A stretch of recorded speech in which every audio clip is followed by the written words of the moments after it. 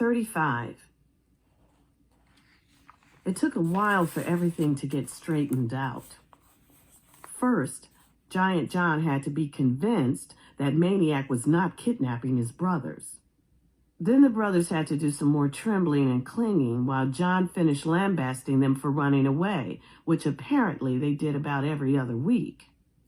Then when the brothers found out that their pizza person was none other than the famous Maniac Magee, the very same one who had blasted their big brother's fastballs to smithereens and finished him off with a home-run frog, well, it took a good 5 minutes of rolling on the sidewalk to get all the laughing out of their systems, which of course got Giant John more than a little steamed, prompting Maniac, who didn't like seeing John disgraced before his little brothers, to say, "Yeah, but didn't John tell you what happened the next day?"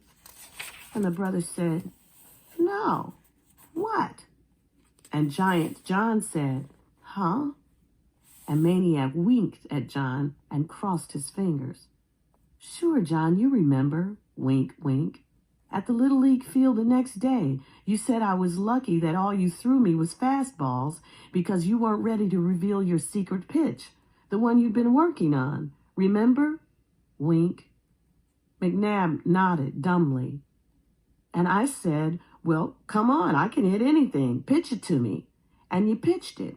And I missed it by a mile, and you kept pitching it to me all day long, and I never even hit a foul ball on it. "What was the pitch? What was the pitch?" chanted the urchins. It was... Maniac paused for dramatic build-up. The stop ball. The stop ball. Yeah, and you should have seen it. It comes right up to the plate, looking all fat and easy to belt, and then just when you take your swing, Maniac got into his batter stance and demonstrated, it sort of stops, and your bat just whiffs the air. He whiffed an imaginary stop ball. "Wow," said the brothers, gazing up at their big brother. And so Maniac was invited to accompany the brothers McNab to their home. Despite the cold, the front door was wide open, and Maniac could smell the inside before he could see it. The first thing he did see was a yellow short-haired mongrel looking innocently up at him while taking a leak in the middle of the living room floor. "Clean that up," John ordered Russell. "Clean that up," Russell ordered Piper. Piper just walked on by. After closing the front door, which was surprisingly heavy, Maniac found a stack of newspapers in a corner. He laid some over the puddle to soak in, then gave himself a tour of the downstairs. Maniac had seen some amazing things in his lifetime, but nothing as amazing as that house. From the smell of it, he knew this wasn't the first time an animal had relieved itself on the rugless floor. In fact, in another corner, he spotted a form of relief that could not be soaked up by newspapers. Cans and bottles lay all over, along with crusts, peelings, cores, scraps, rinds, wrappers, everything you would normally find in a garbage can. And everywhere there were raisins.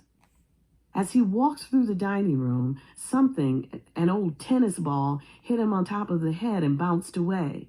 He looked up into the laughing faces of Russell and Piper. The hole in the ceiling was so big they both could have jumped through it at once. He ran a hand along one wall. The peeling paint came off like cornflakes. Nothing could be worse than the living and dining rooms, yet the kitchen was. A jar of peanut butter had crashed to the floor. Someone had gotten a running start, jumped into it, and skied a brown, one-footed track to the stove. On the table were what appeared to be remains of an autopsy performed upon a large bird, possibly a crow. The refrigerator contained 2 food groups, mustard and beer. The raisins here were even more abundant. He spotted several of them moving. They weren't raisins. They were roaches. The front door opened, and seconds later, a man clumped into the kitchen. He wore no winter jacket, only a sleeveless green sweatshirt, which ballooned over his enormous stomach. Tattoos blued his upper arms. His hands were nearly pure black. Stale body odor mingled with that of fries and burgers coming from the Burger King bag he held. Dropping the bag next to the bird remains, he bellowed, "Chow!" and took a beer from the fridge. He downed a good half of it in one swig, belched, double-clutched, and belched again. He had to know someone besides himself was standing in the kitchen, and just as obviously, he didn't care. 2 floor-quaking crashes came from the dining room. "Geronimo! Geronimo!" Russell and Piper had taken the direct route via the hole. "What do you bring, Dad? Whoppers? Yeah, whoppers." They tore into the bag like jackals into a carrion. Plastic flew, fries flew. They both wanted the same Whopper. Mashed between their tugging fists, the Whopper splurted sauce and cheese and pickle chips, then it split. Russell lurched backward into the kitchen table with his half. Piper lurched backward in the opposite direction, and with nothing to stop him, sailed right through the cellar doorway and down the cellar steps.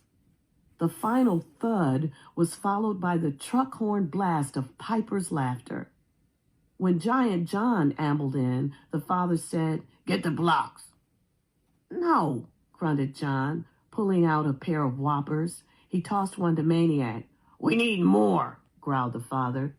John didn't answer. "We need more." "I heard." McNab smashed the tabletop. 3 fries and a bird wing jumped to the floor. "Now!" John walked out, nonchalantly munching. "I was busy." The rest of the night was scenes from a Loony movie. Scene. McNab the father swaggers bare-armed out the front door, bellowing back, "Do your homework!" Scene. Maniac retrieves the wet newspaper from the living room. There are no wastebaskets in the house. He finds a trash can in the backyard next to a pile of cinder blocks. He dumps the soggy papers in the can, which is empty. Scene. Small turds of an unfamiliar shape appear here and there along the baseboards of the first floor. "Please don't be rats," Maniac prays. Scene. The Cobras come in.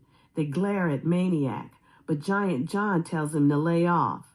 They raid the fridge for beer. They smoke cigarettes. They belch and fart. They curse. Russell and Piper, kitty cobras, pop their own beer cans, guzzle, swagger, belch, smoke, curse. Scene. Football game. From the front of the living room to the back of the dining room. Except for space, it has everything a regular game has. Running, passing, blocking, tackling, kicking. There is little furniture to get in the way. Ordinarily, the windows wouldn't last 5 minutes, but the windows of this house are boarded up with plywood. Body-blocked cobras fly into walls. The house flinches. Scene. A faint, rustling noise behind the stove. Oh no. Rats. Maniac dares to look. It's a turtle. Box turtle munching on old Whopper lettuce. Whew. Scene. The boys' bedroom. Russell and Piper lie prone at the hole. They fire toy submachine guns. Tat-a-tat, tat-a-tat, tat-a-tat at the cobras heading out the front door. Piper jumps up and blows Maniac away, killing him at least 15 times. "This is how we're going to do it. Bam, bam, bam." "The guns will be real," says Russell, still prone and firing, the stock of the toy gun tight against his cheek. "Yes," squawks Piper. "Real." He flops back to the floor, sprays the whole downstairs. "Soon as they start coming in, bam, bam, bam." "Who?" says Maniac. "The enemy," says Russell. "Who's that?" says Maniac. Russell stops firing long enough to send Maniac a "where have you been" look. "Who do you think?" he sneers. He points the red barrel of the submachine gun toward the bedroom door, toward the east end, the heavy front door. Scene. Darkness, silence. Sometime early morning, Maniac lies between the two brothers on the bed.